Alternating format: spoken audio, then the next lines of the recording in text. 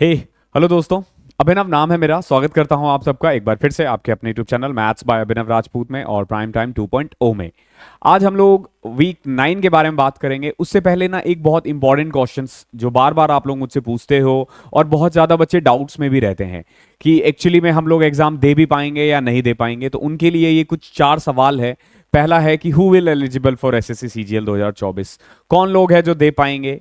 क्या under graduate apply कर सकता है? अगर अंडर ग्रेजुएट अप्लाई कर सकते हैं तो कट ऑफ डे क्या है ग्रेजुएशन का? और क्या और फर्स्ट और सेकेंड ईयर स्टूडेंट क्या करें? इन चारों क्वेश्चंस के बारे में हम बात करेंगे। उससे पहले अगर आप में से कोई भी अभी हमारे साथ प्राइम टाइम 2.0 मैथ्स और रीजनिंग की तैयारी साथ में करना चाहता है, तो आपको पता है ये 14 तारीख को सरस्वती पूजा है। तो 14 तारीख तक आप ना ये जो 999 का कोर्स है ये 799 में ले सकते हो। You just need to use code 200। उस पर 200 कोड लगा देना, आपको 799 में मिल जाएगा। अगर आप ये कोर्स लेते हो तो आपको मैथ्स वगैरह की कोई किताब खरीदने की जरूरत नहीं है। इसके साथ आपको 40 एसएससी सीजीएल प्री और 10 या 15 मेंस है, 100 से ज़्यादा प्री के मॉक, ये सब इसमें ऑलरेडी इंक्लूड है, तो आपको वो सब भी लेने की जरूरत नहीं पड़ेगी।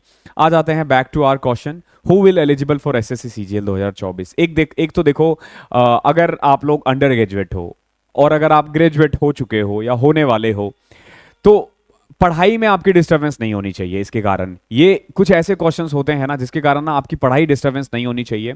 भैया देखो, एलिजिबल होंगे तो देंगे, नहीं होंगे तो नहीं देंगे, अगले साल देंगे, क्या फर्क पड़ता है? आपके पास और ऑप्शन क्या है?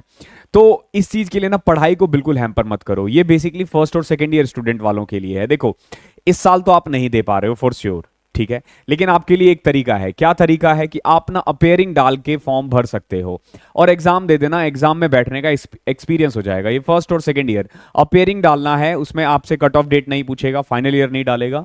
आप अपना ये मत डालना कि फाइनल ईयर में हो, अपेयरिंग डालकर एग्जाम बैठ जाना, एग्जाम देने का एक्सपीरियंस मिल जाएगा। तो ये है आपके लिए, क्योंकि देखो, आप अगर मान लो प्री और मेंस निकल भी गया ना तो भी कोई फायदा नहीं है। मैं अपनी बात बता देता हूँ, 2015 में मैं अंडर ग्रेजुएट था, फाइनल ईयर में था, मुझे पता है मैं ग्रेजुएशन कंप्लीट नहीं हो पाऊंगा, ठीक है, लेकिन मैंने फिर भी दिया, प्री दिया, मेंस दिया।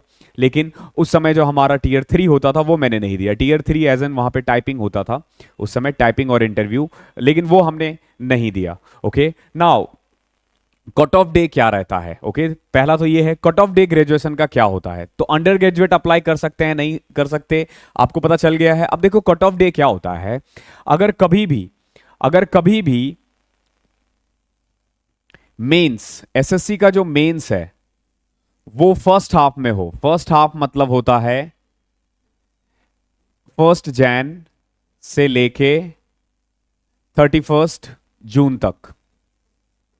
अब 30 जून होता है या 30 जून में शायद 30 दिन ही होते हैं, ठीक है। तो 1 जैन से लेके जून एंड तक जो भी अगर मेंस होता है, ध्यान रखना, अगर मेंस होता है तो आपका फैब काउंट होता है। फेब्रुवरी जो होता है ना वो कट ऑफ डेट होता है।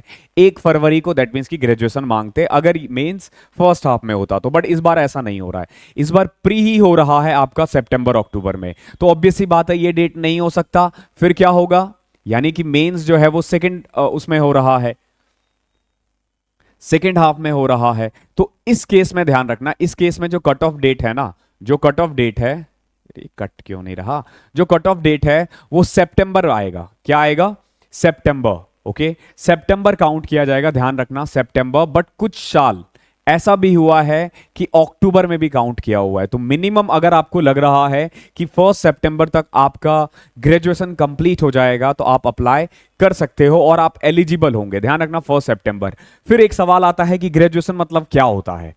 क्या आप एग्जाम दे दिए ग्रेजुएट हो गया? नहीं, आप उस दिन ग्रेजुएट कहलाते हो जिस दिन आपका रिजल्ट आता है। ध्यान रखना, रिजल्ट डेट है ये। जो भी, जैसे 1 सितंबर हो या 10 सितंबर हो या 31 सितंबर हो या 10 अक्टूबर हो, सिंपली उस दिन आपका रिजल्ट आ जाना चाहिए। तो जिस दिन आपका रिजल्ट आता है ना वो आपका बेसिकली ग्रेजुएशन डेट कहलाता है, जो ग्रेजुएशन, जिस दिन आप ग्रेजुएशन को कंप्लीट कर लेते हो। तो फिर बच्चे पूछते हैं कि सर डिग्री आने में तो टाइम लग जाएगा। कोई फर्क नहीं पड़ता, आज तक मेरी डिग्री नहीं आई है। कॉलेज वालों ने मेरी डिग्री आज तक हम मुझे प्रोवाइड नहीं की। इवन मैंने 10 राउंड लगा लिए, लेटर लिख दिया, ठीक है, डीयू के हेड ऑफिस में जाके लेटर लिख दिया, लेकिन अभी तक नहीं आ पाया है। क्या कर सकते हैं?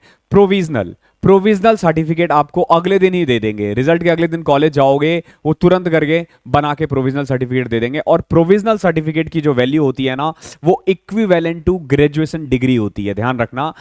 लेकिन वही है कि प्रोविजनल का 6 मंथ की वैलिडिटी होती है। फॉर एग्जाम्पल, अगर कोई बच्चा है जो 3 साल पहले ग्रेजुएट हो चुका है, डिग्री नहीं आया है, तो आपको ना डॉक्यूमेंट वेरिफिकेशन से ठीक पहले जाके एक प्रोविजनल बनवा लेना, अगर आपके पास डिग्री नहीं है तो आई होप ये वाली डाउट्स मैंने क्लियर कर दिया है कि कौन अप्लाई कर सकते हैं कौन नहीं। फिलहाल के लिए आप 1 सितंबर मानकर चलो, एग्जैक्ट डेट आपको कोई नहीं बता सकता एसएससी के अलावा। तो जब तक नोटिफिकेशन नहीं आएगा, no one can tell you कि कब ये एग्जाम होने वाला है। But what I can assure you कि अगर आपकी डिग्री सितंबर तक भी आती है, दैट मीन्स कि अगर आप ग्रेजुएट हो जाते हो, ग्रेजुएट मतलब ध्यान रखना रिजल्ट होता है, रिजल्ट, ओके। अगर आपका फाइनल ईयर का रिजल्ट आ जाता है तो आप अप्लाई कर सकते हो। फर्स्ट सेकेंड ईयर स्टूडेंट वाले अपेयरिंग डाल के भर देना भाई साहब, बिल्कुल सही गलत कुछ नहीं। एग्जाम में बैठने की हैबिट डालो, बस सब निकल जाएगा। वो जो एग्जाम पीयर प्रेशर होता है ना, अगर वो झेलना सीख जाओगे तो निकाल दोगे। तो आई होप मैंने डाउट्स क्लियर कर दिए हैं। अगर आप तैयारी कर रहे हो, फर्स्ट सेकेंड ईयर वाले बच्चे हो या ग्रेजुएट हो, तो आप हमारे साथ तैयारी कर सकते हो, कोर्स में भी इनरोल कर सकते हो। और बहुत बच्चे पूछते हैं कि सर तैयारी कैसे करनी है, सर तैयारी कैसे करनी है। तो देखो, ये जो वीक 9 अभी करवा रहा हूं ना मैं, इसको वीक 1 से फॉलो करना स्टार्ट कर दो। अगर आप वीक 1 से फॉलो करते हो ना, आई कैन गारंटी कि आपका पूरा सिलेबस हो जाएगा, अच्छे से हो जाएगा, विदाउट एनी कोर्स। आपको कहीं पे कोर्स इनरोल करने की जरूरत नहीं है। अगर आप कर रहे हो तो वेल एंड गुड है, नहीं भी कर रहे हो ना, तो अगर आप वीक 1 से लेके वीक 9 तक, मतलब वीक 25 तक फॉलो कर लेते हो, तो हर टॉपिक खत्म हो जाएगा आपका, हर टॉपिक। इसमें मैंने सब बता रखा है। आप वीक 1 में जाके देखोगे, जो पीडीएफ है उस पर क्लिक करोगे, सबका लिंक गिवन है, वहां से जाके आप एग्जाम दो, तैयारी करो। हर वीक का शेड्यूल है 25 वीक। अगर कोई बच्चा पूछता है कब से तैयारी करनी है, भैया वीक 1 से फॉलो करना है, बीच में मत आना, ठीक है। इस वीक क्या क्या करना है, 9th मॉक देना है, ई मॉक पर आपको। मैथ्स में प्रॉफिट एंड लॉस चल रहा है हमारा, और प्रॉफिट एंड लॉस ही चलता रहेगा इस पूरे वीक, ठीक है। तो प्रॉफिट एंड लॉस ही करना है। यूट्यूब पे प्लेलिस्ट है प्राइम टाइम 2.0 के नाम से, वहां से कर लेना।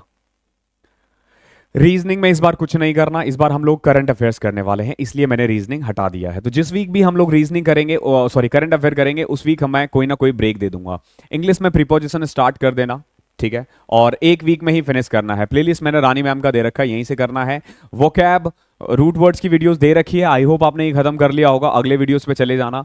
वोकैब के लिए थोड़ा रेगुलर रहना, ठीक है। हर रोज अगर आप 20 से 30 वोकैब नहीं पढ़ते हो, 20 से 30 का मतलब है साइनो, एंटो, वन वर्ड, इडियम्स, ये सब मिलाकर, मतलब 30-40 तो पढ़ना ही है, 10-10 रोज, तो फिर तैयारी आपकी अच्छी नहीं चल रही है। तो वोकैब को बिल्कुल भी हल्के में मत लेना, मैंने इंग्लिश वाली वीडियो में बताई है कि वोकैब की कितनी इंपॉर्टेंस है।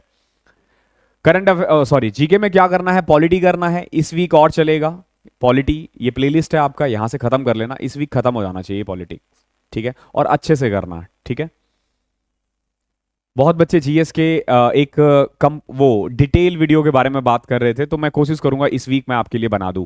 करंट अफेयर्स ये उत्कर्ष क्लासेस का है, इसमें 1.25 घंटे की वीडियो है, और इसको लिख लिख के प्लीज इसके ना नोट्स बनाना, ठीक है। इसके नोट्स अगर नहीं बना रहे हो ना, दैट मीन्स की थोड़ी सी प्रॉब्लम है, आप नोट्स बनाना और रेगुलर करना, ओके। इतना ही था इस वीडियो में, आई होप आपको पसंद आया है तो वीडियो को लाइक शेयर और सब्सक्राइब कर देना। मिलते हैं अगले सेशन में, तब तक के लिए पढ़ाई करते रहो।